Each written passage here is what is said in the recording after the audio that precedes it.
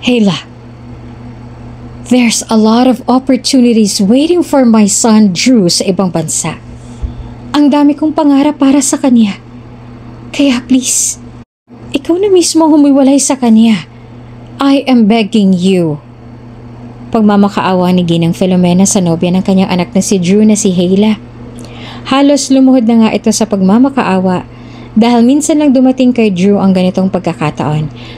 At sigurado siyang hindi ito itutuloy ng anak dahil hindi niya makakayang malayo kay Hayla. Sa kabilang banda ay sumagot naman si Hayla na punong-puno ng paninindigan. Pero mahal po namin ang isa't isa. Walang dahilan para hiwalayan ko siya, Ginang Filomena. Ayoko makipaghiwalay sa kanya ng dahil lamang sa iyo ng utos ninyo. Unfair naman po yun para kay Drew. Pagkontra pa ni Hayla. Nagalit naman sa kanya ang Ginang. You're not thinking, Hayla. Sarili mo lang iniisip mo. Palibhasa humahanap ka lang ng simpatsya para bantayan at alagaan niyang kapatid mo. E paano naman ang anak ko? Paano ang mga pansarili niyang pangarap? Huwag kang maging makasarili, Hayla. Sa ayaw at sa gusto mo, hihiwalayan mong anak ko. Matalim at mariing sambit ni Ginang Filomena. Kung bago ka pa lang sa channel na ito, Ate Jane TV, huwag kalimutang pindutin ang notification bell and subscribe button. Sana po hindi naman malaking abala sa inyo ang pagpindot ng subscribe button dahil ang kapalit po nito ay ang pagsuporta para makapag-produce ng mga libreng stories sa mga channels ni Ate Jane. Maraming salamat!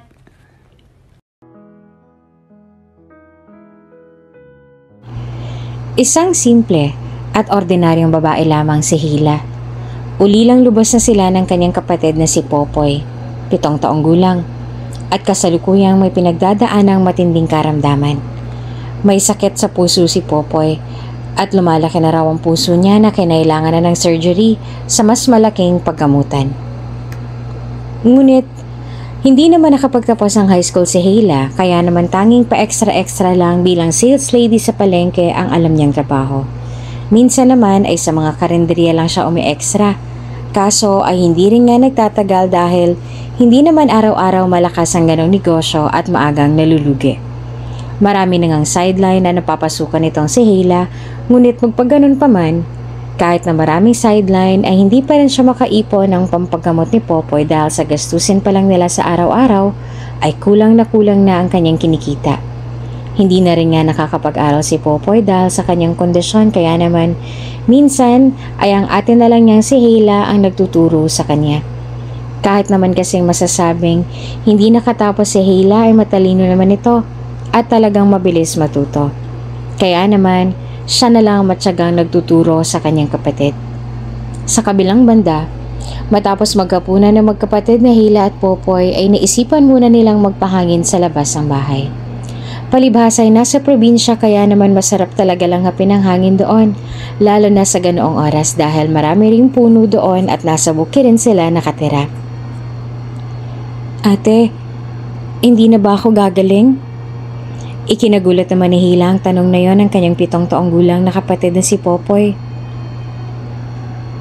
Hinawakan niya ang balikat ng kapatid, tsaka tiningnan ito sa mukha.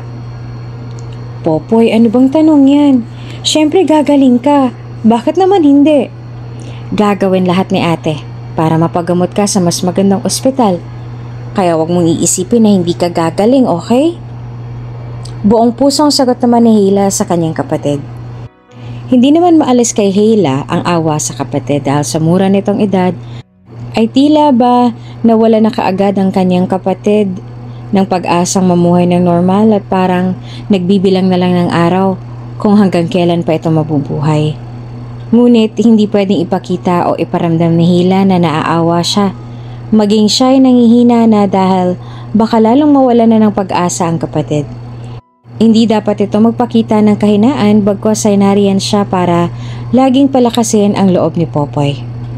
Nag-aalala namang tumingin si Popoy sa kanyang ate. May mga luha ring namumuo sa kanyang mga mata habang nakatitig kay Hayla. Kaya naman, si Hayla ay lalong nakaramdam ng habag at awa sa kanyang kapatid. Na kung pwede lang ay siya nang umako ng sakit ay nakuha na niya. Pero ate, hindi na po normal ang buhay ko. Bawal akong maging masaya ng sobra. Bawal ding malungkot. Bawal kabahan. Bawal matakot. Paano pa ako makakapamuhay ng normal ate kung pati damdamin ko ay napakaraming bawal? Naiiyak ng sabit ni Popoy. Tila naman biglang may kumurot sa puso ni Hila. Mas naramdaman niya ang kakulangan niya bilang ate. Pakiramdam niya hindi na talaga siya makakagawa ng paraan para tulungan ang kapatid. Lalong umusbong sa kanyang puso ang kagustuhan na talagang makagawa ng paraan para guminhawa na ang kanilang buhay. Popoy, sa ngayon, yung mga bawal na yan ang kailangan muna nating sundin para hindi lumala ang sitwasyon mo. Actually, hindi naman bawal eh. Pwede ka pang tumawa, umiyak o magulat. Pero may limitasyon. Hindi pwedeng sumobra hanggat hindi ka pa nasusuri ng mga espesyalista. Konting tiis lang, Poy, ha? Magiging maayos din ang lahat. At maipapatingin ka na rin ni ate sa mga magagaling na doktor. Magdasal na lang muna tayo. Huwag lang tayo mawawalan ng pag-asa, ha, Poy? Mahal na mahal ka ng ate. Mangiyak-ngiyak na sabi naman ni Hila sa kanyang kapatid. Ilang oras din silang naroon upang magpahangin. At hindi kalaunay, nauna nang pumasok sa loob si Popoy para matulog na. Sakto naman ang dating ngayon ni Drew na galing pang Maynila. Hindi mayaman, hindi mahirap ngunit may kayang estado ng buhay ni na Drew. Solong anak lang din na tanging ang mama Filomena lang din niya ang kasama niya sa buhay. May kapatid si Drew ngunit ang dahil sa isang trahedya ay dineklara na itong patay at tanging sunog na katawan na lamang ang nakita. Matalino si Drew at talagang ang nasa kanya lahat ng karakter ng isang lalaki na hahanapin at gugustuhin ng isang babae. Nagkakilala sila ni Hila sa dating karinderya na pinagtatrabahuhan ng dalaga hanggang sa tuluyan ng maging sila. Matagal din niyang sinuyo si Hila sa panliligaw at dahil mabait naman si Drew at talagang maginoo, lalo pa na sobra rin ito kung alagaan ng kanyang kapatid ay sinagot na rin ito ni Hila. Palibhas ay wala naman siyang gaanong pinagkakaabalahan ngayon ay minabuti muna niyang doon muna siya mamalagi sa probinsya ni Hila. Ano? Umiiyak na naman ba siya? Bungad ang tanong ni Drew kay Hila tsaka tinabihan na rin ito doon sa kanyang kinauupuan. Oo eh. Ang dami niyang tinatanong ngayon, mahal. Naaawa na ako sa kapatid ko. Kung pwede ko nga lang saluhin yung sakit niya, sinaluko na eh. Malungkot na sagot naman ni Hila. Huwag ka na mag-alala.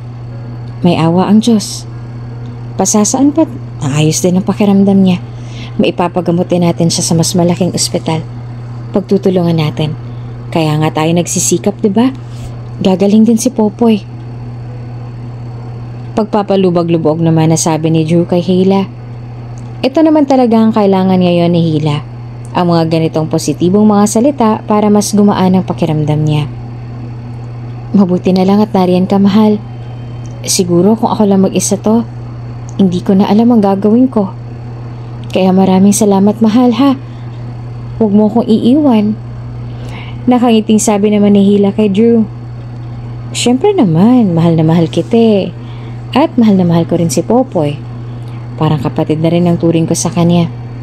Mas sa pagkakamalan pa nga kaming magkapatid kesa sa'yo eh. Pabirong sagot naman ni Drew. Oo na, kasi parehas kayong pogi. Alam na alam ko na yung style mo. Ikaw talaga. Sabi naman ni Hila, sabay tapik pa sa likod nito. Hindi, pero kidding aside, nandito lang ako para sa inyo. Hindi kita iiwan. Hindi ko kayo iiwan. Halos 2 linggo rin nagstay doon kina Hila si Drew. Hindi naman ito tinututulan ng kanyang ina ngunit para sa ginang, kung may iba namang choice ang anak ay mas maiging mag-focus na lang muna siya sa sariling pangarap kesa ubusin na lamang ang oras sa pag-aalaga at pagbabantay doon sa kanyang nobyo at kapatid nito sa probinsya. Samantala, bumalik na muna si Drew sa Maynila dahil sa isang mahalagang ibabalita sa kanya ng kanyang ina. Anak, look! Nag-email na sa iyo ang Harvard. Bungad sa kanya ni Ginang Filomena habang sabik na lumapit sa anak at hawak pa ang kanyang phone. Sumilay lang ng bahagya doon si Drew tsaka parang tinatamad na sumagot. Oo nga eh. Matipid niya namang tugon. Napakunot naman ang noon ni Ginang Filomena dahil sa naging reaksyon ni Drew. Kung sa iba ay baka lumundag na sila sa tuwa o umiyak dahil ang pagkakataon na to ay minsan lang dumating sa buhay ng isang tao. Kaya naman mabilis na nag-usisa ang ginang. Oh, bakit parang hindi ka masaya? Harvard to anak ha. Ang mga ganitong magandang oportunidad ay hindi dapat pinapalampas. Paliwanag naman ng ginang na nakatingin pa rin ng malalim kay Drew. Hindi niya maintindihan kung bakit tila ba biglang nagbago ang ihip ng hangin. Dati-rati naman noong mag-e-exam pa lang si Drew, ay ito pa ang pinakasabik sa kanilang dalawa. Sa katunayan nga ay may mga plano na noon ang binata sa oras na matanggap ito sa prestihiyosong paaralan na yon sa ibang bansa. Yeah, I know ma. But I'm not yet ready. Marami pa namang dadating ng mga pagkakataon. Katwiran ni Drew na kapansin-pansin na hindi nagustuhan ng kanyang ina. Ano bang sinasabi mo? Anong ibig mong sabihin? Palalampasin mong pagkakataon na to, Drew? Are you out of your mind? Sa dinami-dami na sumubok na makapasok sa Harvard, halos iilan na ng pinalad at kasama ka na doon. Tapos sasabihin mo na next time na lang? Nag-iisip ka ba? Kung ang inaalala mo yung magiging expenses mo, pues huwag mo nang alalahanin. Dahil kayang-kaya ko yung gawa ng paraan. I just only want what's best for you, anak. Litanya ni Ginang Filomena. Inaasahan na nga ni Drew ang pagkakataon na to. Sa katunayan ay matagal na lumabas ang resulta at matagal niya na rin yung alam at sinadyang hindi na ipaalam sa kanyang ina. Ngunit dahil laging nakatambay ang kanyang ina sa magiging resulta ay wala na rin siyang maililihim dito. Maaaring noon ay nasasabik nga siya na makapasa dahil hindi pa niya nakikilala si Hayla. Pero ngayon ay nagbago na. Ngayong may nobya na siya, tila ba ayaw niya nang umalis. Ayaw niya nang ituloy ang pangarap niya kung di lang naman kasama si Hayla. Alam ko naman yon, ma. Pero sa tingin ko hindi pa ito ang tamang panahon. Marami pa namang pagkakataon. Kapag handa na ako, pwede pa naman ako mag-take ng exam. Pero hindi muna sa ngayon, ma. May hinahong sagot naman ni Drew. Matalim naman siyang tinitigan ng kanyang ina. Bakit? Dahil ba yan sa nobya mo? Hindi mo siya maiwan? Diretsong tanong niya sa anak. Kaagad namang sumagot si Drew. Labas siya dito, ma. This is my own decision and personal reason. Huwag niyo siyang idamay dito. Mariing sagot naman ang binata. At doon ay nagsimula na ngang humaba ang litanya ng ginang dahil para sa kanya ay hindi sapat na dahilan ang relasyon nila ni Hayla para lamang hindi siya tumuloy. Para lamang pakawalan at palampasin ang magandang pagkakataon na ito. At bakit hindi? Kung siya nga ang dahilan, hindi ba siya makakapaghintay? Babae lang yan, Drew. Pwede naman kayong mag-long distance relationship. Suhestyon pa ng ginang. Sa puntong yon ay tila nawala na ng pagkakalmado si Drew at masakit naman sa loob ay nasagot niya ng kanyang ina. Naririnig niyo bang sinasabi niyo, ma? She is not a girl or a woman. Hayla is my life. At walang kwentang tagumpay ko kung hindi rin siya kasama. Mariin niyang sabi. So, siya ngang personal reason mo? Drew, palalampasin mong oportunidad na to para lamang kay Hayla? You're unbelievable. This is unbelievable. Hindi ako makapaniwala na tinaguyod kitang mag-isa. Pinalaki kitang mag-isa. Kahit noong nawala ang kapatid mo, kargo ko lahat ng responsibilidad at sakit. Tapos ngayon na makakabawi-bawi na tayo sa buhay, biglang ipagpapalit mo lahat ng to dahil lamang sa iisang babae? You're disappointing me. Maluha-luha pang sabi ng kanyang ina. Ngunit kahit nga lumuhod pa ang kanyang ina sa kanyang harapan, ay tila ba hindi na nito mababago pa ang katotohanan. Hindi na nito mababago pa ang isip at desisyon ng kanyang anak. I'm sorry, ma. I just really love her. Hindi ko kaya mawala sa tabi niya. I'm sorry, ma. Pero magalit ka na sa akin. Pero hindi magbabago ang desisyon ko. Hindi ako tutuloy. Sorry. Matapang na sagot na Drew tsaka tuluyan ang tinalikuran ng kanyang ina. Drew! Drew, bumalik ka! Sigaw panigi ng Filomena. Ngunit hindi na rin niya napigilan pa sa pag-alis ang kanyang anak. Pagkagaling sa kanila, ay doon naman dumiretso si Drew kina Hayla para doon magpalipas ang kanyang emosyon. Mahal, akala ko may review ka ngayon. Nagtatakang sinalubong ni Hila ang nobyong si Drew na para bang pagod na pagod pa ang itsura. Tinatamad na ako eh. Mas gusto ko na lang na tumambay dito. May kape ka ba dyan? Tamad na tamad naman ang sagot ni Andrew. Oo naman. Sige, saglit lang ipagtitimpla kita. Kaagad namang sumunod si Hila at kinuha sandali ng kape si Drew. Doon muna nga tumambay si Drew sa may balkonahe tsaka nagmasid muna sa paligid at dinama ang malamig na hampas ng hangin sa kanyang balat. Ilang sandali pa ay bumalik na rin doon si Hila dala-dala ang kape. Mahalo, sabi niya sabay apot ng kape sa kanyang nobyo. Salamat, sabi naman ni Drew. Kanina lang pagdating ni Drew ay pansin na kaagad ni Hila na nakasimangot ang mukha ng nobyo kaya naman nang makaupo na rin siya sa may balkonahe ay sinimulan na rin niyang mag-usisa. May problema ba? Parang ang lungkot ng mga mata mo. Nag-aalalang tanaw ni Hila sa kanyang nobyo na si Drew. Humigop muna siya ng kape bago sumagot. Wala naman, baka pagod lang. Tugon naman ni Drew sabay tingin ng makangiti kay Hila kahit na baka sa mga mata nito ang lungkot. Maya-maya pa ay may naisip namang paraan si Hila para maibsan ang nararamdaman ni Drew. Aminin man niya kasi o sa hindi ay alam na ng dalaga kung may mabigat ba itong dinadala o wala dahil kilala niya na ang nobyo. At wala na siyang maitatago pa rito. Sa kabilang banday, lumapit naman si Hila kay Drew at saka pumwesto na sa likuran nito. Masahe, gusto mo? Alok ni Hila na nakangiti. Tumugon naman kaagad si Drew. Pwede ba? Tanong niya. Sus, oo naman, halika na mamasahin kita. Maluwag na sagot naman ni Hila at saka sinimula ng ilagay ang kanyang mga daliri sa ulo at sentido ni Drew. Mahal, salamat ha, sabi ni Drew habang nagmamasahe si Hila. Salamat saan? Takang tanong naman ni Hila. Sa lahat. Sa pag-aalaga mo. Pagod ka na nga maghapon tapos inaasikaso mo pa ako. Malambing na sagot naman ni Dave. Ano ka ba naman? Siyempre mahal kita eh. Natural lang na alagaan kita. At kahit na gaano pa ako kapagod, mamahalin at aalagaan pa rin kita, no? Tila napanatag naman si Drew sa sinabing iyon ni Hila.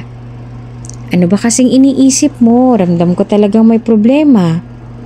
Muling usisa ni Hila dahil hindi talaga siya sanay na ganitong katahimik si Drew. Wala mahal. Stress lang talaga sa pagre-review. Sagot ni Drew at binigyan na lamang ng isang maluwag na ngiti ang dalaga para makumbinsi at makampante na rin ang kalooban nito.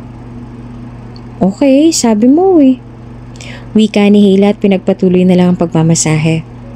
Ng mga sumunod na araw, ikinabigla naman ni Hila ang hindi inaasahang imbitasyon sa kanya ni Ginang Filomena na makipagkita sa kanya.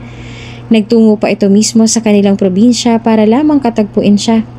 At sigurado si Hila na walang alam dito si Drew dahil kung may alam siya ay dapat na ipaalam niya na ito sa dalaga. Kaya naman napapaisip si Hila kung ano nga bang pakay sa kanya ng Ginang at kung bakit ito pabigla-biglang nakipagkita sa kanya. Bakit ho kayo nakipagkita ngayon, Mrs. Filomena? Bungad na tanong kaagad ni Hila sa Ginang at hindi na nagpaligoy-ligoy pa. Sumagot naman kaagad ang Ginang. Hindi na ako magpapaligoy-ligoy pa, Hila. Hila, there's a lot of best opportunities waiting for my son, Drew, sa ibang bansa. Ang dami kong pangarap para sa kanya. Kaya please, ikaw na mismong humiwalay sa kanya. I'm begging you. Pagmamakaawa ni Ginang Filomena sa nobya ng kanyang anak na si Drew na si Hila. Halos lumuhod na siya sa pagmamakaawa dahil sa minsan lang dumating kay Drew ang ganitong pagkakataon at sigurado siyang hindi ito itutuloy ng anak dahil hindi niya makakayang malayo kay Hila. Sa kabilang banda ay sumagot naman si Hila na punong-puno ng paninindigan. Pero mahal namin ng isa't isa. Walang dahilan para hiwalayan ko siya, Ginang Filomena. Ayoko makipaghiwalay sa kanya nang dahil lamang sa iyo nag-utos ninyo. Unfair naman po yun para kay Drew. Pagkontra pa ni Hila. Nagalit naman sa kanya ang Ginang. You're not thinking, Hila. Sarili mo lang ang iniisip mo. Palibhasa, humahanap ka na lang ng simpatsya para bantayan at alagaan niyang kapatid mo. Paano naman ang anak ko? Paano ang mga pansarili niyang pangarap, ha? Huwag kang maging makasarili, Hila. Sa ayaw at sa gusto mo, hihiwalayan mo ang anak ko. Matalim at mariing sambit ni Ginang Filomena. Hindi po totoo yan. Mahal ko si Drew. At alam kong mahal niya rin ako. Kung inuutusan niyo ho ako ngayon para sa isang desisyon na basta-basta niyong ipapagawa sa akin na hindi man lang tatanungin si Drew, pues, hindi ko ho gagawin yan. Hindi lang ho ako ang nasa relasyon na to. Dalawa ho kami. Kaya irespeto niyo naman po sana ang relasyon namin. Mauna na ho ako. Mariin naman na sabi ni Hila at saka tumayo na ito at tumalikod na. Bago pa man siya makahakbang ay muling nagsalita si Ginang Filomena. Nirerespeto ko kayo, Hila. Nirerespeto kita. Pero sana, irespeto mo rin ang pangarap ng anak ko. Alam mo ba na ilang gabi na siya nagsusunog ng kilay para lamang makapasa at makapasok sa Harvard? Ang linaw-linaw na ng magandang kinabukasan niya noon, nung hindi ka pa niya nakikilala. At ngayon, aminin man niya sa akin ng totoo o hindi, alam ko, nang gustong-gusto niyang umalis, ngunit naiipit lang siya sa sitwasyon. Naaawa lang siya sa inyong magkapatid. Kaya Hila, mag-isip-isip ka naman. Huwag mo sarili lang isipin mo. Buhay at pangarap ni Drew ang nakataya dito. Huwag kang maging unfair. Tila may kumurot naman sa dibdib ni Hila sa sinabing yon ng Ginang. Wala na rin siyang naisagot kaya naman nagmarcha na siya papalabas ng restaurant na yon. Na makauwi si Hila ay kaagad siyang nagtungo sa kapatid niyang si Popoy. Ate, okay ka lang ba? Parang malungkot ka yata. Nag-away ba kayo ni Kuya Drew? Tanong kaagad ng kanyang kapatid. Ha? Bakit naman kami mag-aaway? Medyo masangkit lang yung likod ko pero okay lang ako. Huwag kang mag-alala. Sabi naman ni Hila, tsaka humiga pa sa tabi ng kanyang kapatid. Okay ate, sabi mo eh. Sabi naman ni Popoy. Pilit mang nilalabanan ni Hila ang kanyang nararamdaman ngunit hindi pa rin mawala-wala sa kanyang isip ang mga sinabi ni Ginang Filomena kanina. Wala naman kasi nababanggit sa kanya si Drew patungkol sa pagpunta niya sa Harvard kaya naiisip niya na baka sinadyang ilihim sa kanya ng binata para hindi na siya mag-isip pa. Dahil alam niyang hindi talaga magagawa ni Drew na umalis at iwan silang magkapatid para sa pangarap niya. Sa labis na emosyon at sa mga bumabagabag sa kalooban ni Hila ay nakatulugan niya ng matinding pag-iisip sa tabi ng kanyang kapatid na si Popoy. Nang sumunod na araw dahil hindi talaga pinapatulog si Hila ng kanyang pag-iisip ay mauuwi siya sa isang desisyon. Isang desisyon na ilang gabi niya nang pinag-isipan. Isang desisyon na kahit masakit ay kailangan pa rin niyang gawin para sa ikabubuti ng lahat. Kung inaakala ni Ginang Filomena na ganoong ka-selfish si Hila, pues doon siya nagkakamali. Dahil kapag mahal mo ang isang tao, mas matimbang sa'yo ang tunay na kaligayahan niya. Yung kaligayahan na wala kang ibang iniisip o nasasagasaan. Mas matimbang dapat yung tunay na gusto ng partner mo at hindi yung gusto mo lang ang nasusunod. At itong gagawin ngayon ni Hila ay ang isang desisyon na para kay Drew na alam niyang natatakot lamang na sabihin ng lalaki. Alam niyang kaya lamang nag-hold back ang lalaki para sa pangarap ay dahil sa kanya. Dahil lagi niyang sinasabi rito na huwag siya nitong iiwan. Kaya naman si Hila na lang ang gagawa ng paraan ngayon para hindi na mag-guilty si Drew na iiwan siya nito at ituloy ang pangarap niya sa ibang bansa na hindi siya kasama. Drew, may gusto sana akong sabihin sa'yo. Hindi dapat pupunta si Drew ngayon sa kanila ngunit si Hila nang nakiusap na makipagkita sa kanya. Kanina pa rin nahihiwagaan at nagtataka si Drew sa ikinikilos ni Hila. Ano yon? Takang tanong ni Drew. Mabilis ang tibok ng puso ngayon ni Hila. Kulimlim din ang malakas ang hangin sa buong lugar na tumutugma sa kanyang nararamdaman ngayon. Matalim at malalim lang na nakatingin si Hila kay Drew. Sa katunayan, hindi talaga kayang sabihin ni Hila ang mga gusto niyang sabihin ngayon sa binata dahil alam niyang masasaktan ito. Pero kung hindi niya lalakasan ang loob niya, tuluyan ang mawawala ang pangarap ni Drew at hindi iyon matatanggap ng kalooban niya. Sa kabilang banday, mabilis na rin sumagot si Hila. Gusto ko na makipaghiwalay. Diretso niyang sabi habang matalim pa rin na nakasalubong ang mga tingin ni Drew sa kanya. Tila nawala naman sa wisyo ang lalaki at hindi na makapaniwala sa sinabing iyon ni Hila. Pinilit pa nga mapatawan ni Drew at pakalmahin ang sarili at nagbaka sakaling nagbibiro lamang ang dalaga. Ha? Makikipaghiwalay? Nagbibiro ka ba? Natatawa niyang sabi. Nanatili namang seryoso ang mukha ni Hila. Pigil-pigil niya ang kanyang mga luha na pumatak. Nanginginig ang mga tuhod niya pero sa pagkakataong ito ay kailangan niya magpakatatag. Hindi ako nagbibiro, Drew. Hindi na kita mahal. Ayoko na sa'yo. Naaalala mo si Patrick? Yung kasabay mong manligaw sa akin? Sobrang successful na siya. At ang dami niya ng negosyo. Nag-message siya sa akin nung nakaraan. Nagparamdam ulit.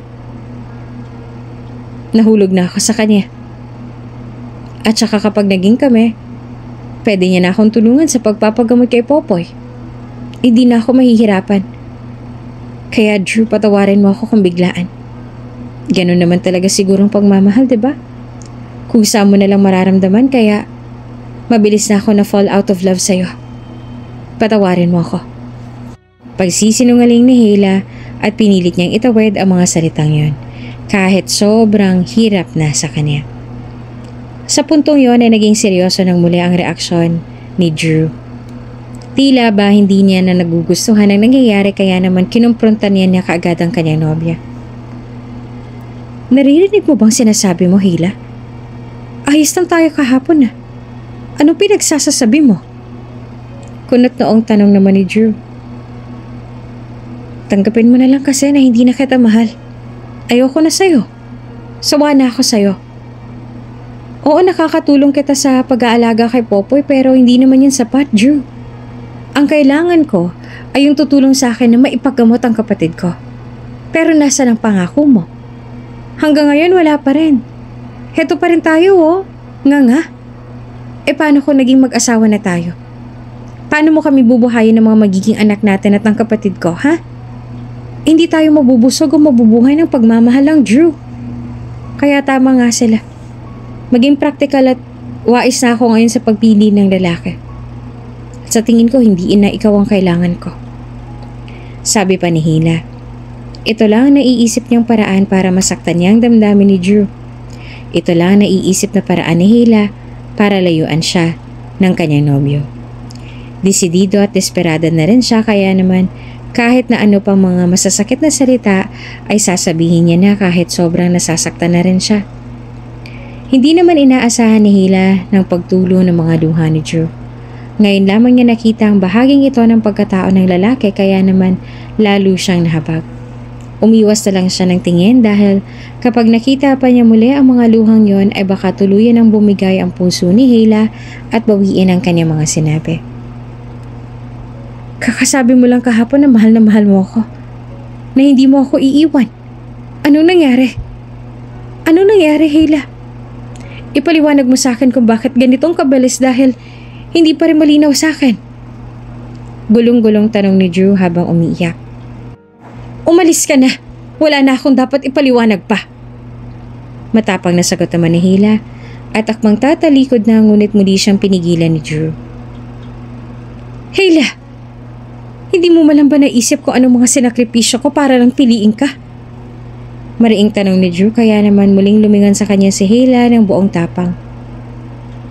Hindi ko naman sinabing piliin mo ako. Mariing sabi din ni Hila. Pero mahal kita, kaya ako nga nagawa yun eh. Sagot naman ni Drew. Bigla namang iniangat ni Hila ang kanyang hintuturo tsaka paulit-ulit na dinuro-duro ang bandang dibdib ni Drew. Walang silbi ang pagmamahal kung wala kang pangarap. Sabi ni Hila tsaka hinawakan naman ni Drew ang kanyang kamay ng mahigpit. May pangarap ako, pero hindi ko yung kayang tuparin na mag-isa. Tapos malayo pa sa'yo. Sagot ni Drew. Oo, Hila. Tama ang narinig mo. Natanggap ako sa Harvard. Pero nireject ko. Nireject ko para sa'yo.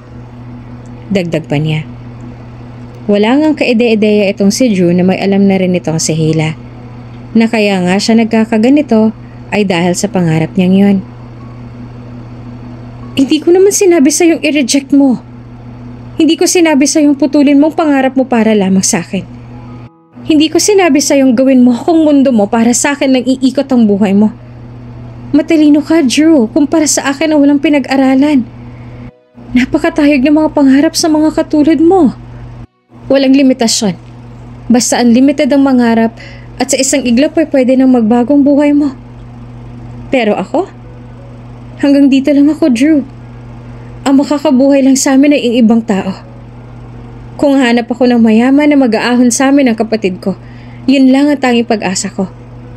Kaya sana naman maunawaan mo ako dahil awang-awa na rin ako sa kapatid ko at hindi ko mahihintay na dumating ang araw na magtagumpay ka. Patawarin mo ako kung naging ambisyosa ako, Drew. Pero buo na ang desisyon ko na makipaghiwalay sa'yo. Kaya palayain mo na ako. Sa puntong yon ay tuluyan na rin pumatak ang mga luha ni Hila. Hindi niya na kinaya ang tagpong yon dahil talagang nasasaktan na siya. No, Hila. Hindi ko kaya. Hindi ko kaya mawala ka, Hila, please. Huwag mo kong iwan. Pagmamakaawa naman ni Drew, ngunit ayaw na siyang pakinggan pa ni Hila. Pakawalan mo na ako dahil hindi na kita mahal. Malakas pang sabi ni Hila at saka tuluyan ang pumasok sa loob ng bahay at sinaraduhan ng pinto. Hindi ako naniniwala, Hila. Please, buksan mong pinto. Panay pa rin ang pagkalampag ni Drew sa pintuan habang si Hila naman ay nakasandal pa rin doon at mariin na hawak-hawak ang kanyang bibig para hindi marinig ni Drew ang kanyang pag-iyak. Hila, please naman. Huwag mo namang gawin sa akin to. I need you. I love you. Please, ayusin natin to ng mamakaawa ko. Please. Pagmamakaawa ni Drew. Ngunit simula noon ay hindi na talaga nagpakita pa sa kanyang babae. Nang mga sumunod na araw ay minabuti na lang ni Drew na bumalik na ng Maynila para tuluyan na makalimot. Napagpasyahan na rin niya na ituloy na ang Harvard dahil wala na rin naman ang nag-iisa niyang dahilan para hindi ituloy iyon. Sa kabilang banday, naabutan naman siya ng kanyang ina na si Ginang Filomena na nag-iimpake na ng kanyang mga gamit. Drew, where are you going? Nagtatakang tanong naman ng Ginang sa kanyang anak. May time pa naman ako para humabol sa Harvard, diba? Tanong naman sa kanya ng kanyang anak habang nag-iimpake. Ikinabigla naman yon ng Ginang. Dahil ang buong akala niya ay susuwayin na siya ni Hila at ipagpapatuloy pa rin ang kanilang relasyon. Tutuloy ka na? Hindi naman makapaniwalang tanong ng Ginang. Yes, matipid na sagot naman ni Dave. Mabilis namang lumapit sa kanya si Ginang Filomena at mababaka sa itsura nito ang labis na galak. Oh, I'm so happy for you. Ito na ang best na desisyon na nagawa mo. Sabit niya sa bayakap kay Drew. Wala namang kaemo-emosyon si Drew. Dahil magpahanggang ngayon ay umaasa pa rin siya na muling babalik doon si Hila upang pigilan siya. Umaasa siya at nagbabaka sakali na baka pwede pa nilang maayos ang naging gusot nila nang ganong kabilis lang na nangyari. Walang alam si Drew na kinausap ng kanyang ina ang dalaga kaya nauwi si Hila sa ganoong desisyon.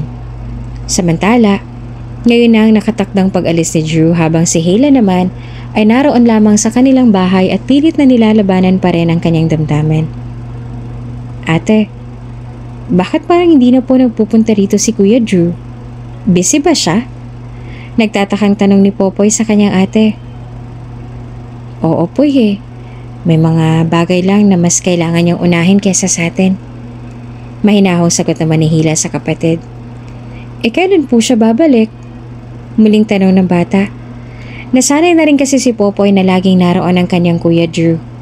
Sobrang gaan ang loob nila sa isa't isa at matyaga rin siyang inaalagaan at binabantayan ng lalaki.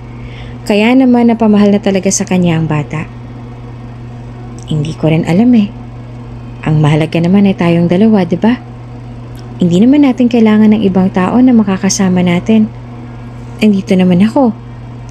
Sagot naman ni Hila at inaalala niya kasi ang magiging reaksyon ni Popoy dahil Baka mabigla ito kapag nalaman niyang wala na silang dalawa ni Drew, kaya naman inilihim na lamang niya iyon sa kanyang kapatid. Opo ate, pasensya na kung nasistress ka na dahil sa sakit ko sabi naman ni Popoy. Ano ka ba, hindi naman nasistress si ate Natural lang na mapagod pero kailanman ay hindi susuko at hindi titigil si ate sa pag-aalaga sa'yo. Tandaan mo yan, ha? Ako lang nag-iisang tao na hindi susuko sa'yo. Pigil ang luhang sabi naman ni Hila kay Popoy. Salamat po ate. Sabi naman ni Popoy tsaka niyakap ang kanyang ate. Mula ng araw na yon nagtodo kayod na si Hila. Kayod kalabaw, ika nga. Halos lahat ng legal na sideline o trabaho ay napasukan niya na.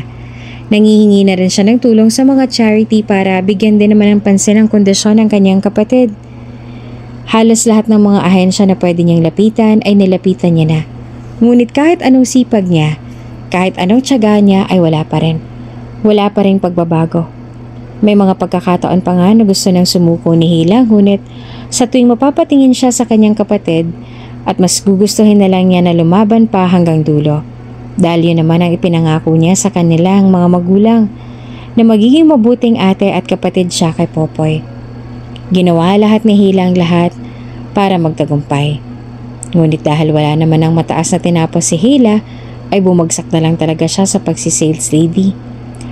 Doon naman sa kanyang trabaho ay nakikitaan naman siya ng potensyal ng kanyang amo at napuna at napansin ang galing nito sa pagkukwenta.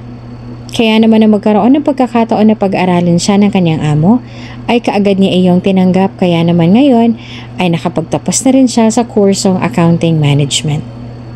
May ilang taon na rin ang nakalilipas at dahil fresh graduate pa lang ngayon si Hila, ay kailangan niya ng maghanap ng trabaho.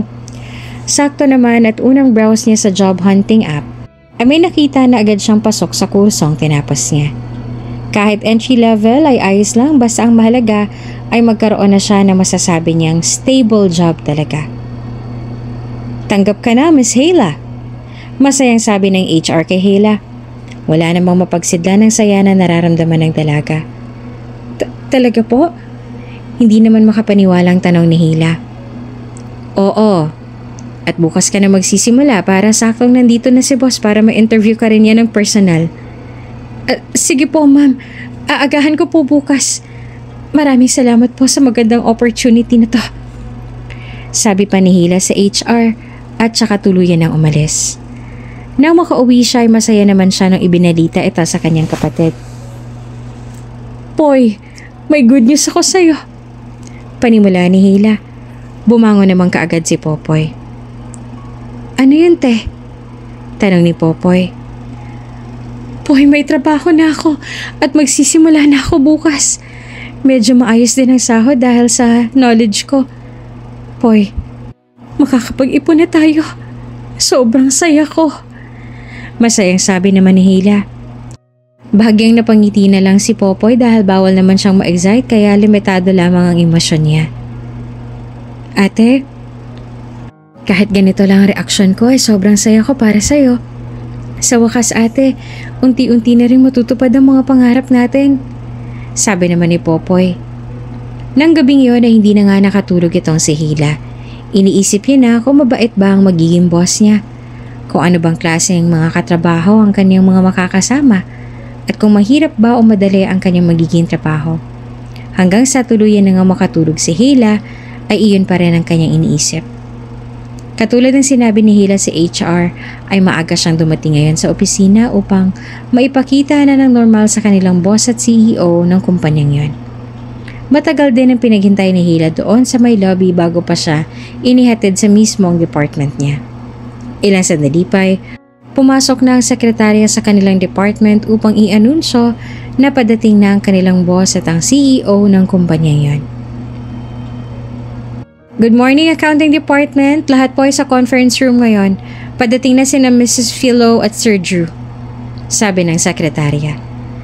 Namilog naman ang mga mata ni Hila dahil para pang pamilyar ang mga pangalan na yon. O maaari namang nagkataon lamang kaya naman hindi na iyon pinansin pa ni Hila.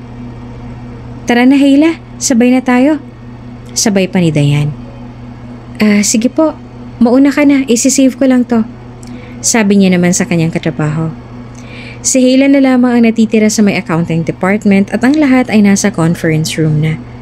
Nang maisave niya na ang kanyang ginagawa ay nagtungo na rin siya sa conference room kung nasaan ang mga kasama.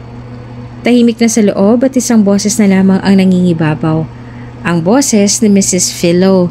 Kaya naman naisip na ni Hila na bilisan ang kilos dahil nasa loob na silang lahat. Pagkabukas niya ng pinto ng conference room ay napatingin sa kanya ang lahat, maging sina Mrs. Philo at ang CEO na si Drew, ang dati niyang nobyo. Napatulala naman si Hila at nagkatinginan silang tatlo. Bumilis ang tibok ng kanilang mga puso. Hindi naman malaman ng ginang kung ano magiging reaksyon niya dahil sa mga oras na ito ay nasa harap niya ng muli si Hila. Tila nakakita naman ng anghel si Drew nang sa wakas ay muli niya makita si Hila. Hindi niya pwedeng dayain ang sarili niya na labis niya itong na-miss ngunit sa kabilang banda ay nananaig pa rin sa kanya ang mga huling sinabi sa kanya ng dalaga noong nakikipaghiwalay na ito sa kanya. Lumuwag ang kanyang mga ngiti at napakagat pa sa kanyang pang-ibabang labi.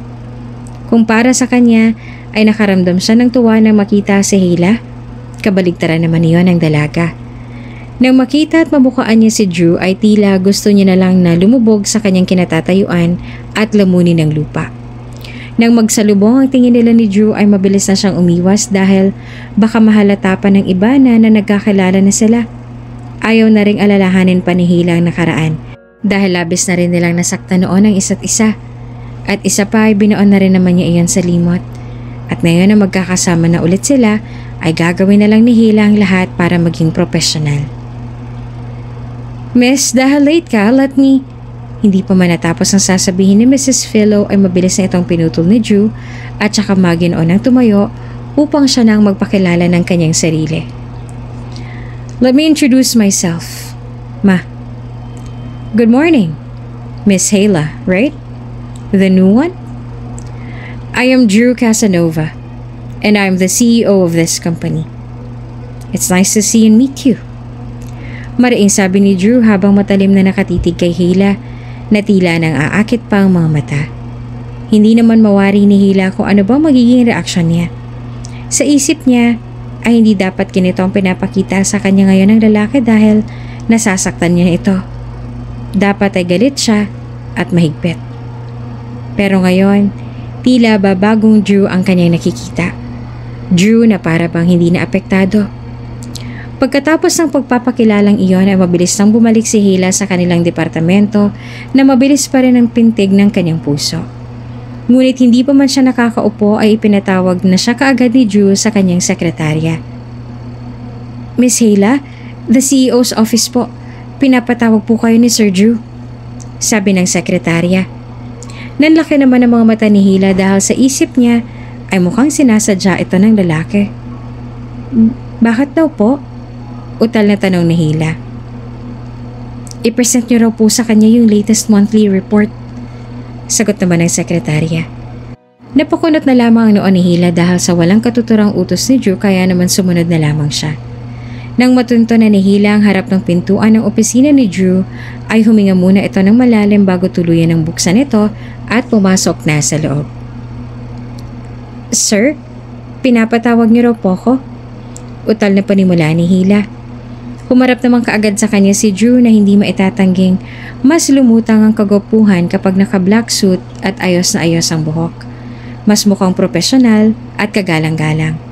Ibang-iba na rin ang itsura ngayon ni Drew sa loob-loob ni Hila ay talagang bagay na bagay kay Drew ngayon ang kanyang new look at new life.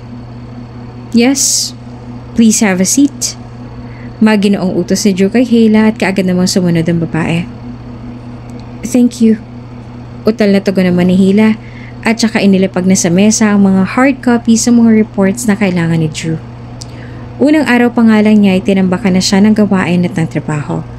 Kahit hindi pa niya ganong gamay ang kanyang ginagawa ay kung ano-ano na rin ang pinapagawa sa kanya ng mga kasamahan na malamang ay utos ni Drew. Ito po sir yung mga reports na kailangan niyo raw? Sabi naman ni Hila. Napatingin naman si Drew sa mga papel na iyon. May I see? Wika niya.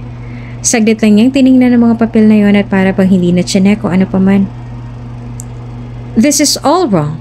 Gusto kong ulitin mo lahat ng yan. Nakangisi pa niyang sabi. Napataas naman ng kilay si Hila. Muli niyang tinignan ang mga gawa niya pero sa tingin niya wala naman siyang nakikitang mali doon. Sir, na-check niyo po ba talaga? Triple check pa nga pong ginagawa ko dyan eh. Kapag sinabi kong ulitin-ulitin, ipapaalala ko lang sa'yo, Miss Hila. Bago ka pa lang dito. At wala kang karapatan na salungatin ang mga ipinag-uutos ko. Matalim na sagot naman ni Drew. Hindi na rin nakaimik pa si Hila dahil tama naman ang binata. Kaya naman hinayaan na lang niya. Ngunit sa kabilang banda ay nakaramdam pa rin siya na para bang ang issue pa rin dito ay ang ginawa niya ilang taon na nakakaraan. Kaya sa tingin niya ay baka gumaganti lang sa kanyang lalaki. Hanggang sa makalipas sa mga araw ay patuloy pa rin sa pagpapahirap si Drew kay Hila. At napansin naman kaagad yun ng dalaga dahil kumpara sa iba, siya lang laging tinatambakan ni Drew ng mga gawain. Hila, mag-OT ka raw ngayon, sabi ni boss. May mga meetings ang daw bukas at need na yung mga reports mo. Wika naman ng sekretarya. Ngunit hindi niya kasi pwedeng iwang mag-isa si Popoy. Inaalala niya ang kapatid lalo pat takot din itong mag-isa. Ang tagabantay naman niya ay hanggang alas 6 lang kaya naman bigla siya nagdalawang isip kung papayag ba siya sa OT na gusto ng kanyang boss. Kailangan na po ba raw, Ma'am Cheska? Wala po kasi makakasama ang kapatid ko eh. May sakit po kasi yun at takot mag-isa. Baka po pwede na lang sa bahay po ako magtrabaho. May laptop naman po ako, baka pwede po, ma'am. Pagmamakaawa pa ni Hila. Ngunit umiling lang ang sekretarya. Nako, Hila, pasensya ka na. Pero sabi ni boss, ay dito ka lang pwedeng na mag-OT. Huwag ka mag-aalala. Hindi lang ikaw ang nakakaranas ng ganyan. Lahat kami nakaranas din ng ganyang OT at kahit na may mga mahahalaga kaming lakad, ay isinasantabi na lang muna namin para hindi magalit si boss. Lalo pa ikaw na bago pa lang. Kailangan pakitang gilas at less reklamo at demand para magtagal. Kaya ako sa'yo, mag-OT na lang ako. Sabi pa ng sekretarya na para bang nangungonsensya pa. Dahil sobrang hirap magtrabaho ngayon at ayaw din namang mawalang kaagad ni Hila ng trabaho, ay tinanggap na lang niya ang pag-OT ngayon. Ayaw din naman niya na isipin ni Drew na sumusuko kaagad siya kaya naman pumayag na lang din siya. Oo, sige. Wala naman po akong choice eh. Malungkot na sabi ni Hila. Ilang gabi na rin siyang OT at ngayon ay pakiramdam niya na mas magtatagal siya dahil para bang nananadya na si Drew na kung ano-ano ang sinisend sa kanya na pampadagdag sa tinatapos niya ngayon. Nagtitimpi at hinabaan na lamang ni Hila ang kanyang pasensya dahil hindi niya naman nanobyo si Drew kundi boss niya na kailangan niyang sundin. Nang mga sumunod na araw, mas nararamdaman ni Hila ang pagpapahirap sa kanya ni Drew. Kaya naman kinumpronta niya na ito. Sir Drew, pwede po ba tayo mag-usap? Matapang na tanong ni Hila kay Drew habang naroon sila sa loob ng opisina ni Drew. We're already talking. Tila nang aasar pa na sagot ni Drew. Sir Drew, nananadya po ba kayo? Ano po bang gusto niyong palabasin? Issue pa rin po ba yung nakaraan? Lakas loob na tanong ni Hila na tila ba ilang araw niya na itong kinikimkim at tinitiis na itago. Napangisi naman si Drew at tila kalmado pa rin na nakatingin sa kanya. Nakaraan? Ano bang ibig sabihin mo, Miss Hila? Mukhang mali ka yata ng iniisip at nagiging interpretasyon sa mga pinapagawa ko. Kung hindi mo kaya ang trabaho, maluwag ang pintuan ng kumpanya ko. Malaya kang umalis. You can go and do whatever you want. Sabi naman ni Drew. Lalo namang umusbong ang galit at inis sa puso ni Hila. Sir Drew, lilinawin ko lang po. Ang pasok po natin ay 8 a.m. to 6 p.m. Halos lahat ay umuwi na nga ng eksaktong alas 6. Walang nag-OT at walang naiiwan. Bukod tanging ako lang dahil ang laging sinasabi ng sekretarya niyo eh, dahil daw iyon ang gusto ninyo. Gusto niyo na pahirapan ako? Dahil nga aminin mo man sa hindi, bitter ka pa rin at hindi mo kayang magpaka-professional kaya dito ka bumabawi. Tama ba ako? Mali. Kaya ka nagkakaganyan dahil may issue ka sa OT. At huwag mong idamay ang ibang maayos magtrabaho dahil lamang sa hindi mo yan kayang gawin. At saka ano bang pinaproblema mo? Binabayaran naman namin ang OT mo ah. Ano bang problema mo doon? Hindi mo lang kasi maamin sa sarili mo na hindi ka naman talaga sanay sa ganitong trabaho dahil mas sanay ka sa... Saan? Sige, tuloy mo. Sa pagsisales lady at paglalabada? Pagpapatuloy pa ni Hila. Masakit mang pakinggan na nagmula pa yon sa mismong bibig ni Drew ay kailangan niyang tanggapin dahil minsan naman talaga siyang naging ganon. Sa kabilang banda ay bigla namang natahimik si Drew at bilang napagtanto ang sinabi niya. That's not what I meant. Sir Drew, kung sa trabaho lang din ho, wala akong problema sa akin. Pero may kapatid po ako naghihintay sa bahay na may sakit sa puso, takot mag-isa. Sa tingin niyo ho ba'y normal pang uwi ko na halos umabot na ng alas 12 ng gabi habang ang kapatid ko ay gising pang naghihintay sa akin? Sir Drew, kahit tambakan niyo ako ng trabaho, kahit pa ulit-ulit niyo akong pahirapan dito, wala naman pong problema sa akin eh. Yung oras lang ho hinihingi ko. Kung hindi naman ho talaga maibigay, pues siguro kailangan ko nang maghanap pa ng ibang malilipatan. Yung may konsiderasyon naman sana. Mariing paliwanag ni Hila. Wala naman talagang problema sa kanya pagdating sa trabaho dahil sanay na sanay naman siya sa hirap. Lalo pa ngayon na gusto naman niya tong kanyang ginagawa. Walang dahilan para mapagod at mahirapan. Sa kabilang banda ay sa sama ng loob ni Hila, palabas na sana siya nang muli siyang lumingon kay Drew. At saka nga po pala, isa pa. Alam ko na isang pipitsuging babae pa rin ang tingin niya sa akin. At wala nang ibang kayang gawin. Kung yan pa rin ang iniisip niya sa akin, marahil nga kailangan niyo na maghanap ng ibang accountant na lulutas sa mga datihan niyo pang questionable transactions. Mauna na po ako. Makahulugan niya ang sabi. Pagkasabi ng Hila ay mabilis na siyang lumabas ng opisina na sobra pa rin ang sama ng loob. Minabuti na nga lang niya na magpahinga muna sa may rooftop at doon i-release ang kanyang emosyon ngayon. Hindi na nga niya namamalayan na lumuluha na pala siya. Nasasaktan siya dahil hindi siya sanay na pinapahirapan siya ng ganito ni Drew at iyon talagang dahilan kung bakit siya nagkakaganito. Naiinis siya kay Drew dahil sa ipinapakita niya ngayon sa babae. Ngunit sa kabilang banda ay hindi rin naman masisisi ni Hila ang lalaki dahil siya rin naman ang nagdulot ng sakit ngayon sa binata. Makalipas ang ilang araw, nakatanggap naman ng balita si Drew galing sa kanyang sekretarya. Sir Drew, nagpasa na po ng resignation letter si Hila. Bungad ng sekretarya. Bagya namang nanlaki ang mga mata ni Drew. Tsaka umiwas na lamang ng tingin. Inaasahan niya na rin na gagawin ito ng dating nobya. Sige, iwan mo lang dyan. Utos niya sa babae at tuluyan na rin lumabas ng opisina. Matapos noon ay kinausap kaagad ni Drew ang kanyang ina patungkol dito. Masasabing malaki na nga ang pinagbago ngayon ni Ginang Filomena. Kaya niya lang naman pinilit noon si Hila na hiwalayan ang kanyang anak na si Drew ay dahil sa pangarap na nakamit na nila ngayon. Pero bukod doon ay wala rin naman siya naging problema kay Hila. She's resigning. Bungad ni Drew sa kanyang ina sabay inom ng wine. Napabalikwas naman ang ginang. Kung siya kasi ang masusunod ay ayaw niyang umalis si Hailey. Hindi lamang dahil sa husay nito sa trabaho kundi para makabawi din sa naging kasalanan niya dito. Really? But I couldn't deny that she's good at her work. Sabi sa akin ni Lina nung nag-report siya. Si Hailey raw lahat ang nagbago ng accounting sheets. Siya rin ang nakasolve ng problem natin sa tax. She's good. And I admit na hindi ko siya nagustuhan nung kayo pa.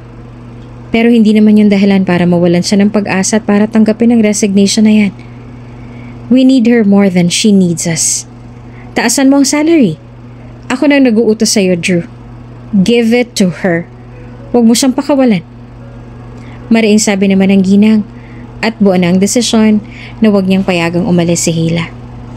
Kumontra naman kaagad si Drew at saka inilahad ang tunay niyang nararamdaman.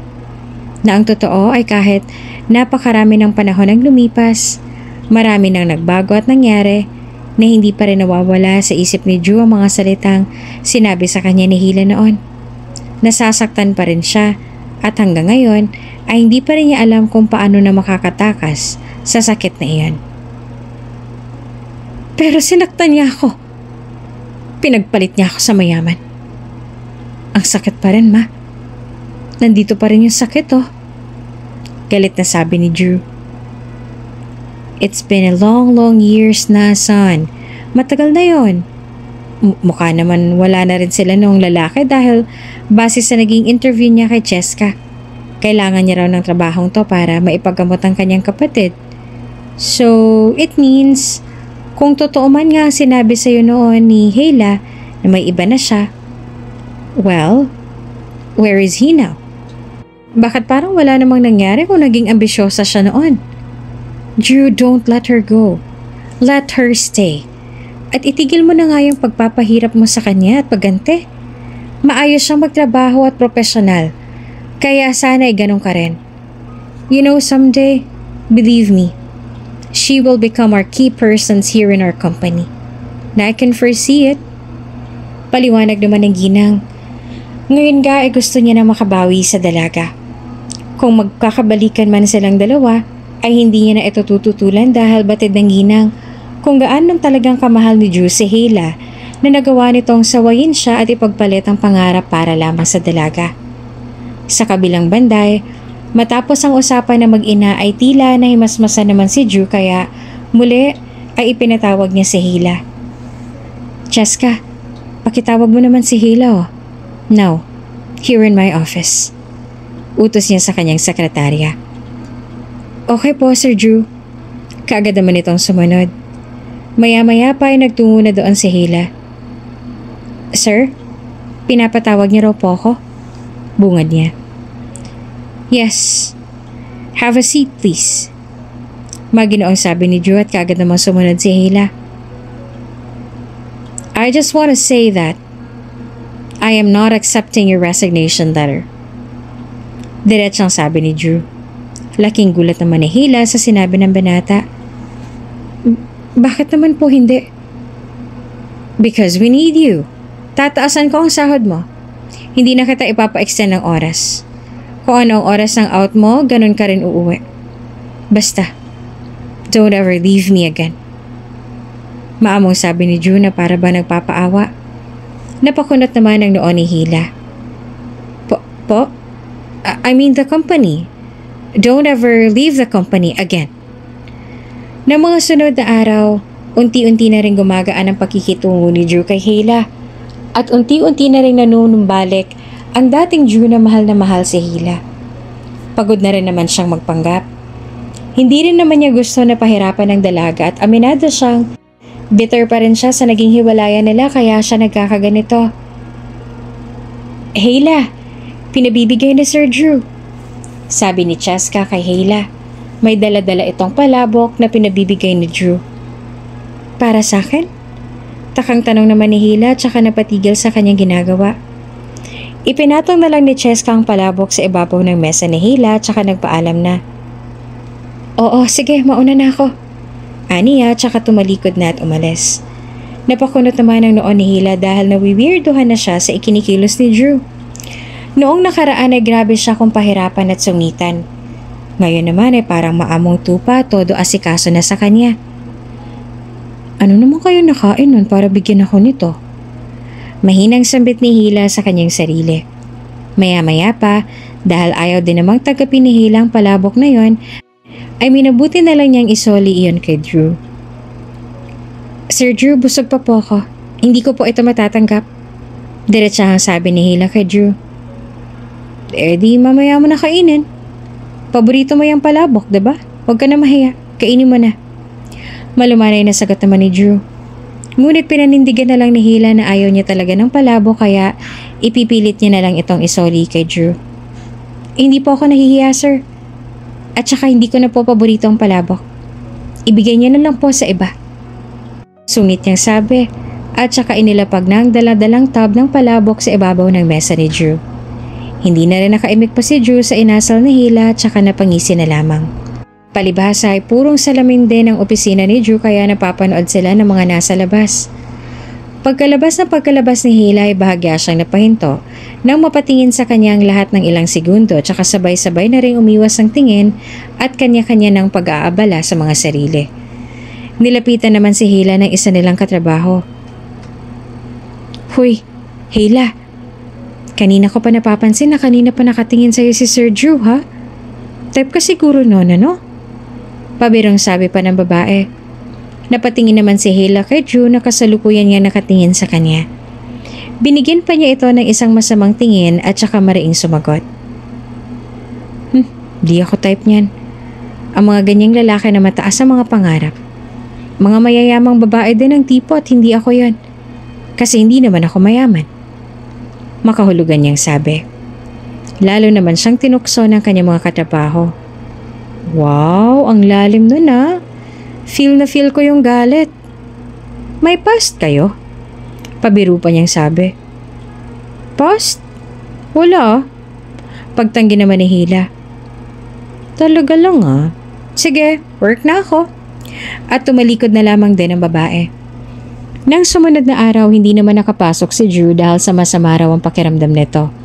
May mga kailangan pa namang papirmahan sa kanya si Hila ngunit wala siya kaya naman namumroblema ang dalaga dahil urgent lahat ng yon.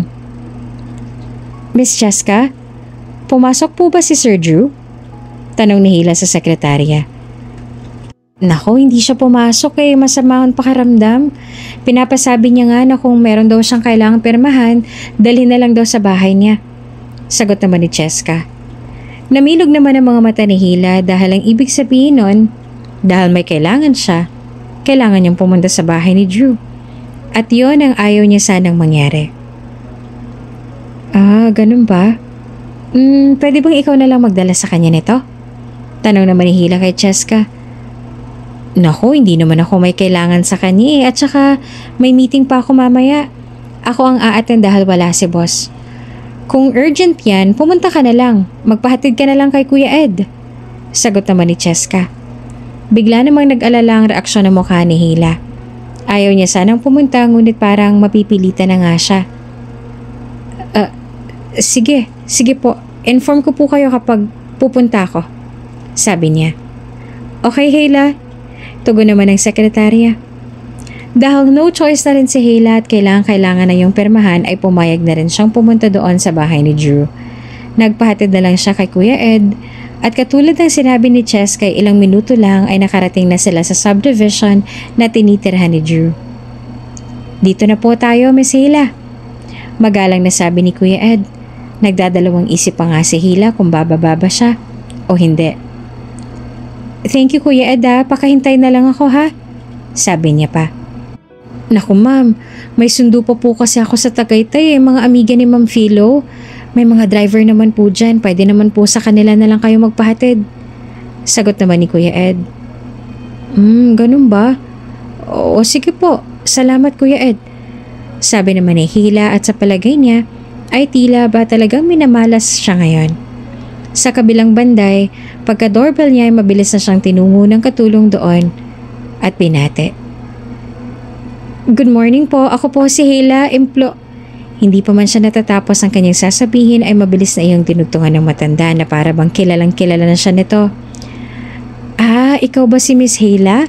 Sige po ma'am, pasok po kayo. Pagkasabing iyon ay walang alinlangan na siyang pinatuloy ng matanda sa loob ng bahay. Kilala niyo ako? Takang tanong naman ni Hila habang naglalakad sila paloob. Opo naman ma'am, wala namang bukang bibig si Sir Drew sa tuwing may sakit siya kundi pangalan mo Ngayon nga pangalan mo pa rin ang binabanggit. Kwento ng matanda. Talaga po? Oo, sige na umakyat ka na at pakasakaling bumaba ng lagnat kapag nakita ka. Nakangiting utos naman ng matanda at kaagad na rin sumunod si Hila. Sige po. Aniya. Nang matuntun niya na ang silid ni Drew ay doon na siya kumatok. Sir Drew, andito na po ako. May papipirmahan lang po sana ako sa inyo. Malakas na sabi ni Hila habang nasa labas siya ng pintuan. Tuloy ka, sagot naman ni Drew. Nang pagkasabing yun ay pinihit na kaagad ni Hila ang doorknob tsaka pumasok na sa loob. Dala-dala ang mga papeles na kanyang papipirmahan. Sige, ilapag mo lang dyan. Makikiabot na lang din ako ng ballpen. Mahinahong utos ni Drew. Nakaupong nakasandal sa kanyang higaan at balot na balot ng kumot. Halatang halata naman sa boses nito na masama ang kanyang pakiramdam. Sa kabilang banda ay kumuha na rin ng ballpen si Hayla at saka inabot na ito kay Drew para makapirma ng binata. Ito po, sabi ni Hayla sabay abot ng ballpen. Bahagya namang napalapat ang balat ni Hayla sa balat ni Drew at doon niya naramdamang sobrang init ng binata. Ang init niyo po. Uminom na po ba kayo ng gamot? Aligagang tanong ni Hayla tsaka napatingin na sa may maliit na table sa tabi ng kama at doon niya nakita ang naroon pa ang mga gamot. Bakit hindi mo iniinom? Kumain ka na ba? Teka, ikukuha kita ng pwedeng makain sa baba para makainom. Tatalikod na sana si Hayla nang biglang pigilan siya ni Drew. Hayla, stay here. Please. Mahina niyang sabi sa bayakap sa dalaga na ikinagulat naman ni Hayla. Pero, please, huwag mo na ulit akong ipagtulakang lumayo. Ang hirap eh. Sobrang hirap, Hayla. Mangiyak-ngiyak na pagsusumamo ni Drew. Nagmistula siyang isang batang paslet na nagmamakaawang wag siyang iwan.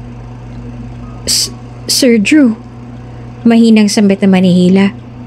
Pero tumahimik na lang si Drew at sandaling napapikit.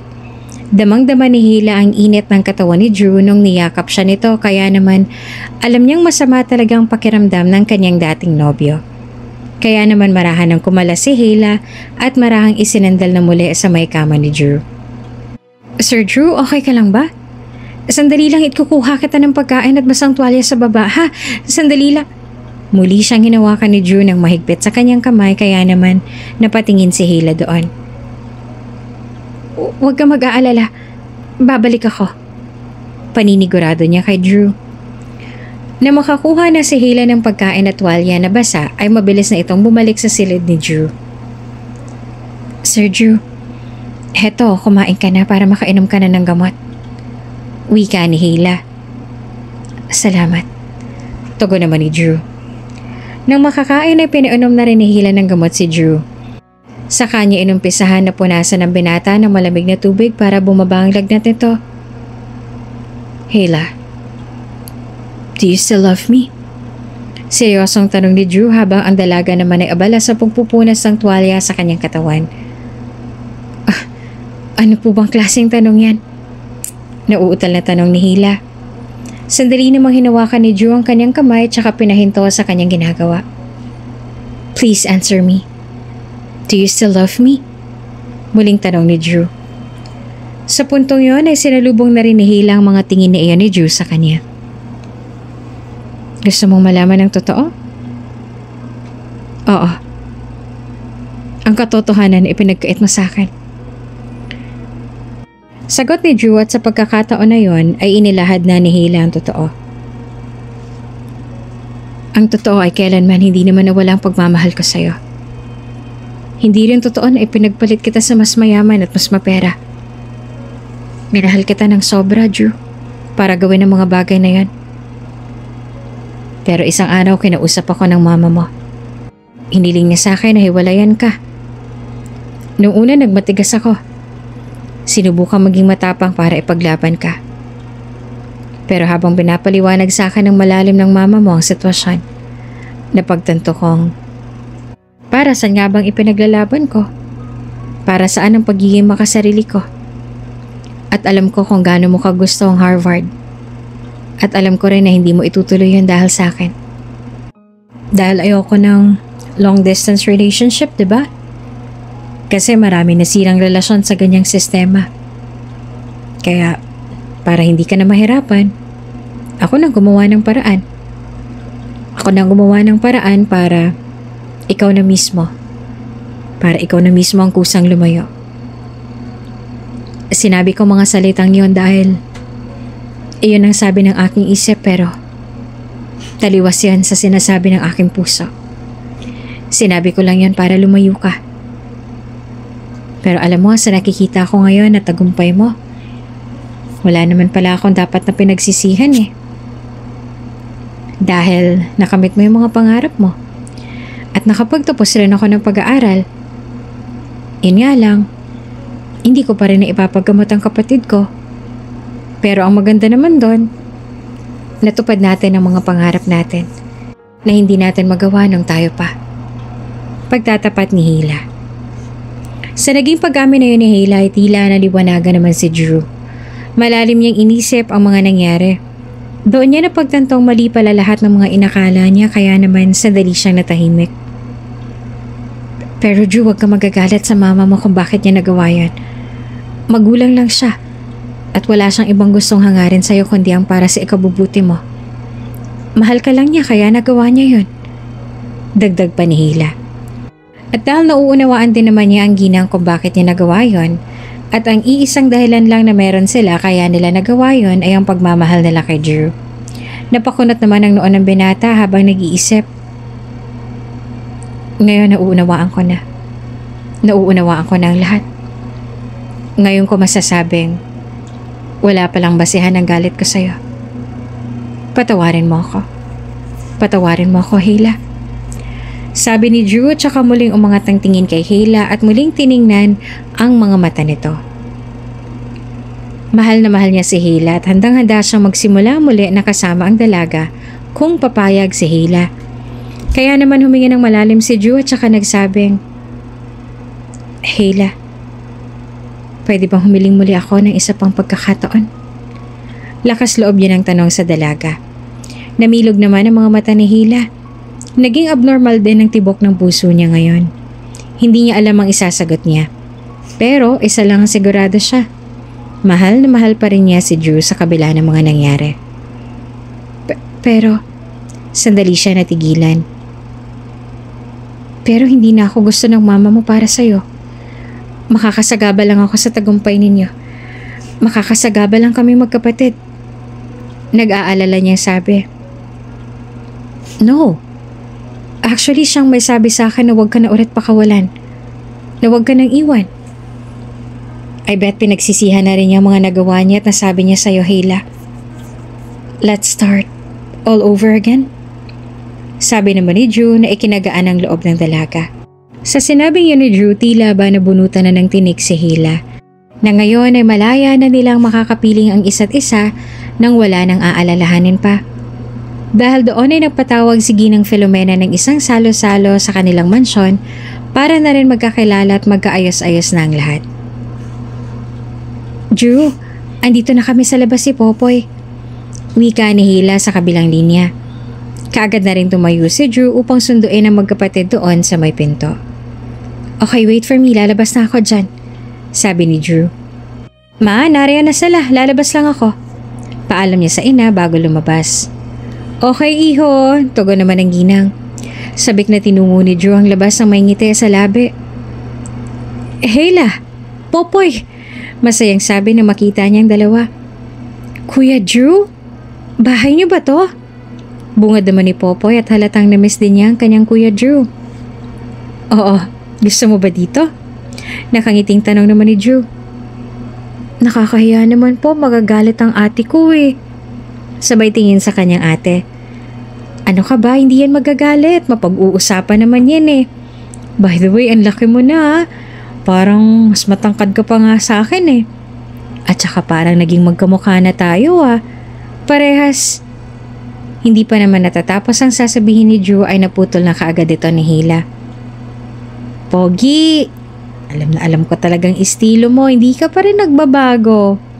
Sabat ni Hila. Siyempre, pero tunay naman eh, di ba, Poy? Tanong naman ni Drew kay Popoy. Oo naman, Kuya Drew. Ikaw lang pinapayagan kong maging kamukha ko. Sabay nagtawanan sila sa banat namang iyon ni Popoy. Asus, nagbolahan na kayong dalawa dyan. Sabi naman ni Hila. At maya-maya pa'y nagaya na rin si Drew na pumasok na sa loob. Sige na, tara na sa loob. Naghihintay na doon si Mama. Wika niya. Nang papasok na sila ay sandali namang napahinto si Hila nang may pag-aalala sa mukha. Kaya naman napatingin sa kanya si Drew tsaka hinawakan ng kanyang kamay ng mahigpit.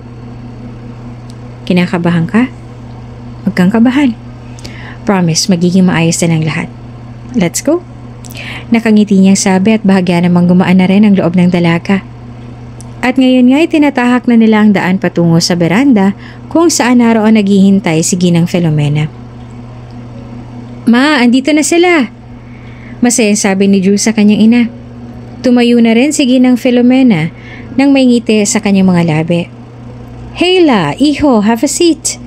Bati niya sa magkapatid at umupo na rin doon sina Hila at Popoy. Nang makaupo ang magkapatid, ay hindi naman mawari ni Ginang Filomena kung bakit biglang naagaw ni Popoy ang kanyang atensyon. Ma, may problema ba? Nagtatakang tanong ni Drew habang nakatingin sa kanyang ina.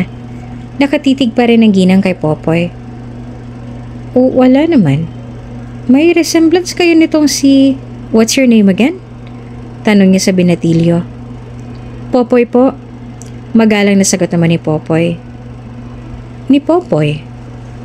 Ganyan-ganyan ang mukha mo anak kung binatilyo ka pa. Nakangiting sabi ng ginang.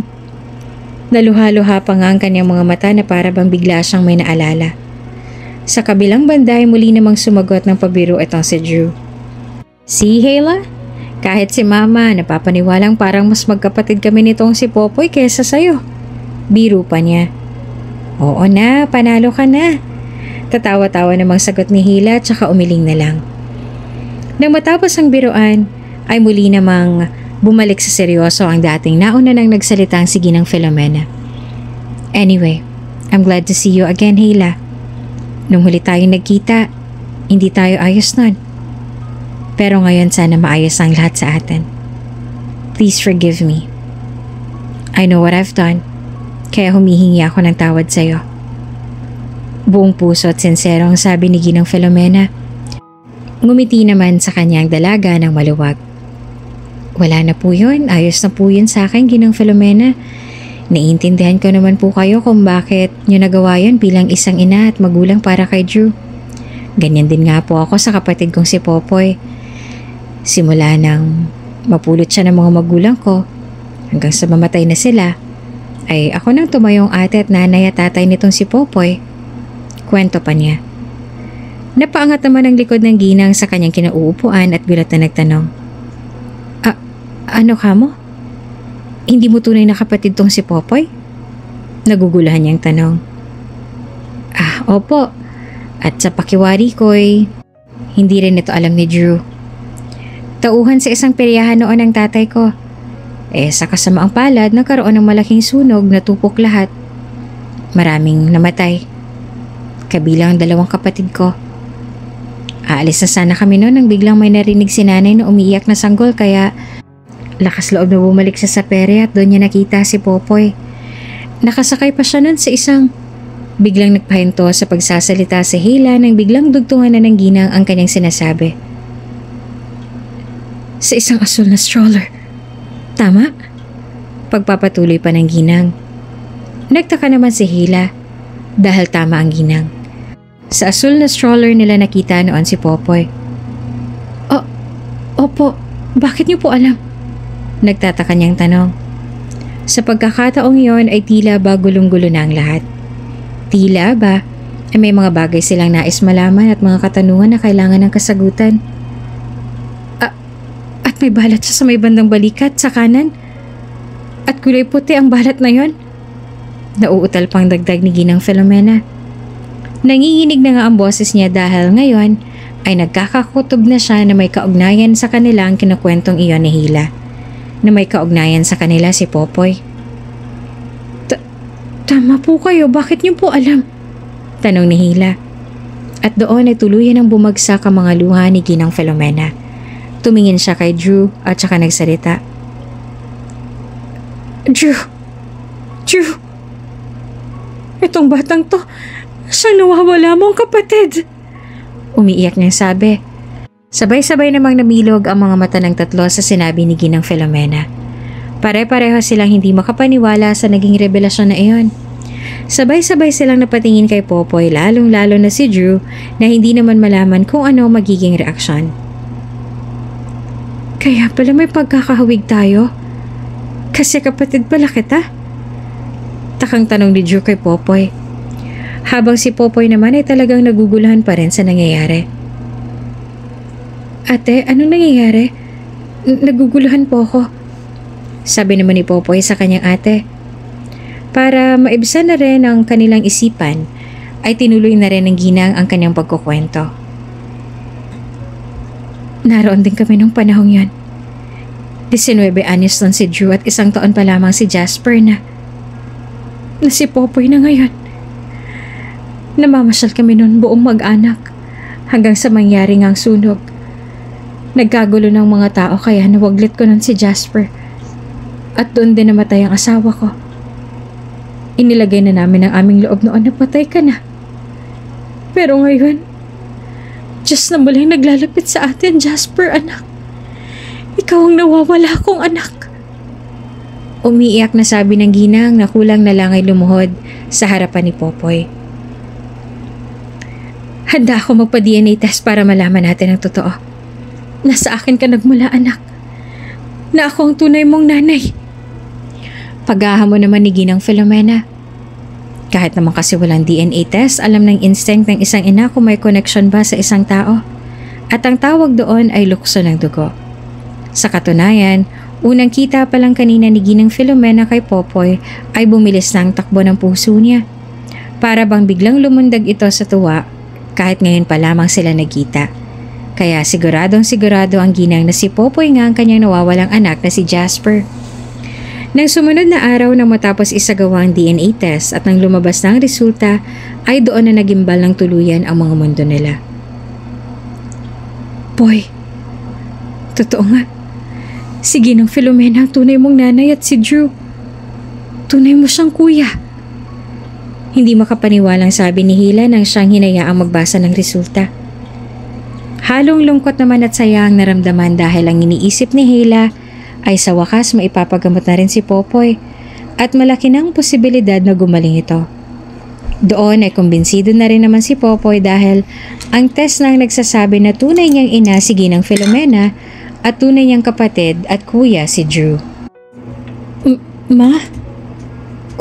Kuya? Nauutal na sambit ni Popoy. Inilahad naman ni Ginang Filomena ng malaya ang kanyang 2 kamay sa harap ng kanyang anak na si Popoy. Anak, halika dito. Huwag kang mahiya. Ako ang nanay mo. Umiiyak na sabi ng Ginang. At doon ay tuluyan ang nagyakap ang mag-ina. Kaya pala magkamukha tayo eh. Mag-utol nga talaga tayo, payakap nga si kuya. Sabi naman ni Drew tsaka niyakap na rin ang kanyang kapatid. Nang matapos ang punong-puno ng emosyon na tagpong yon, ay muli namang bumaling ang tingin ng Ginang kay Hila na kasalukuyan namang lumuluha na rin. Hila, wala akong ibang masasabi na naging kabutihan mo. Maraming salamat sa pag-aalaga at pag-aaruga mo dito kay Jasper. Tatanawin ko itong isang malaking utang na loob. Maraming salamat.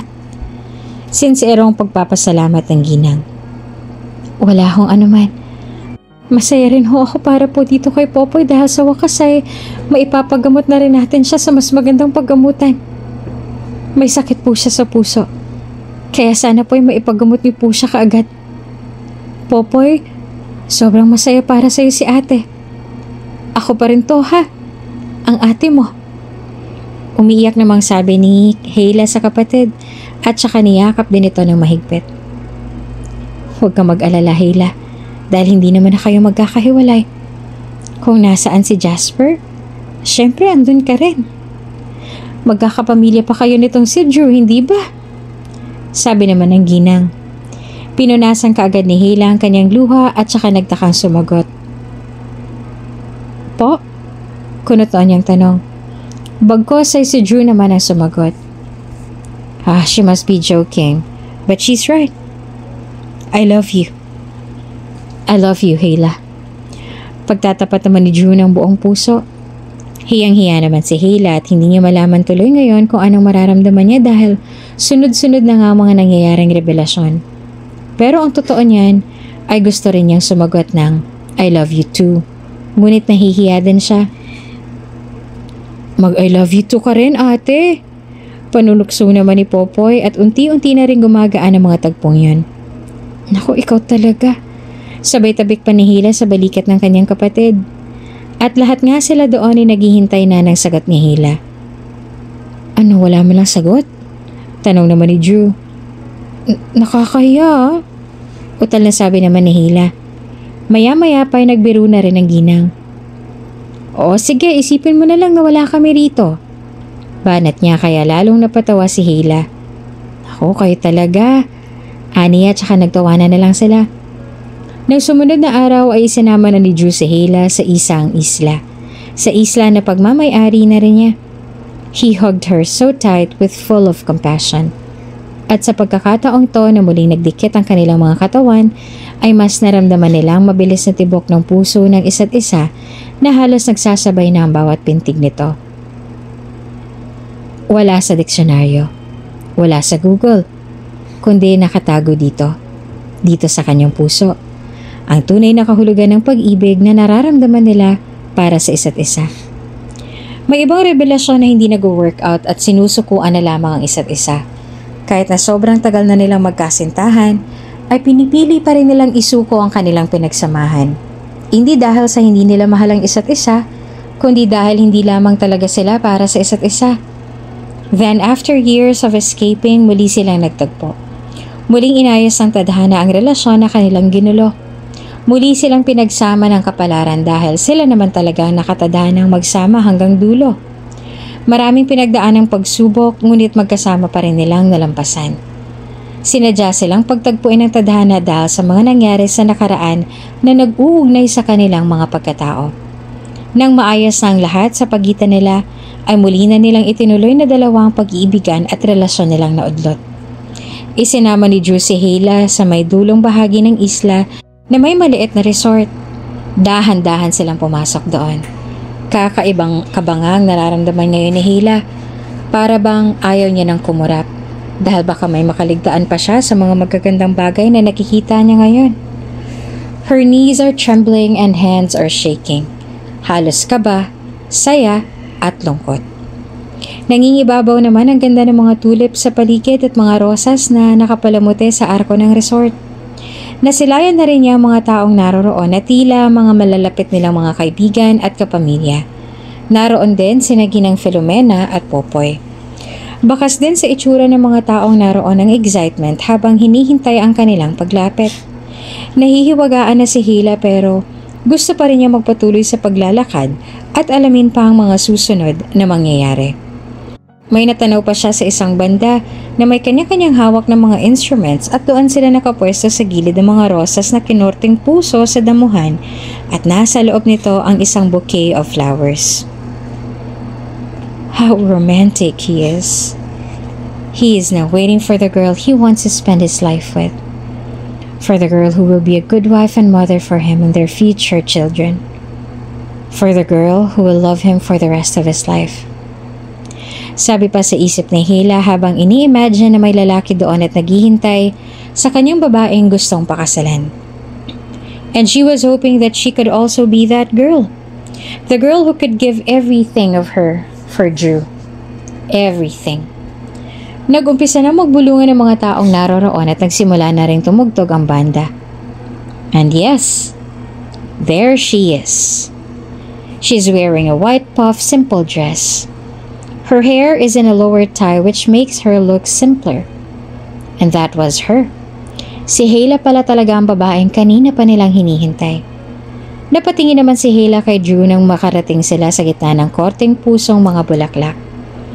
Everyone seemed so excited at walang mapaglagyan ng saya ng mga taong nagmamahal sa kanila. Napapalibutan sila ng mga taong makakasukses sa panibagong yugto ng kanilang pagsasama.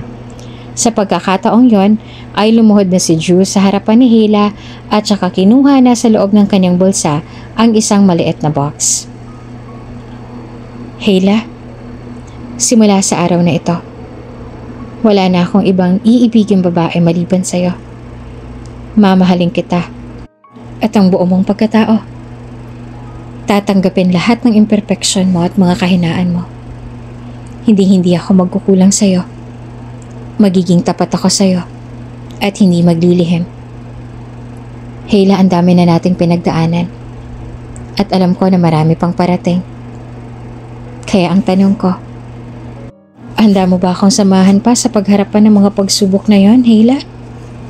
Will you marry me? Dahan-dahang umangat ang tingin si Drew kay Hela at doon ay kasalukuyan ng umiiyak ang dalaga. Mahal na mahal siya ni Drew kaya wala nang dahilan pa para muling tumakas at ipagtulakan papalayo ang lalaki sa kanya. Drew, gaano man kalaki ang pagsubok na dumating. Maging unos man yan o bagyo o anumang problema, pinapangako ko sa'yo na makakasama mo ko. Nasabay nating haharapin lahat ng magkahawak kamay. At kapag muling nasaktan ng sino man sa atin, tayo lang din ang magiging gamot at maghihilom nito. Mahal na mahal kita, Drew. Kaya oo, papakasalan kita. I will marry you, Drew.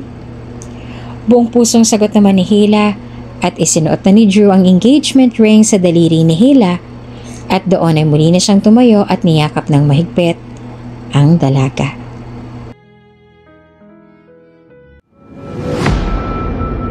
Kung bago ka pa lang sa channel na ito, Ate Jane TV, huwag kalimutang pindutin ang notification bell and subscribe button.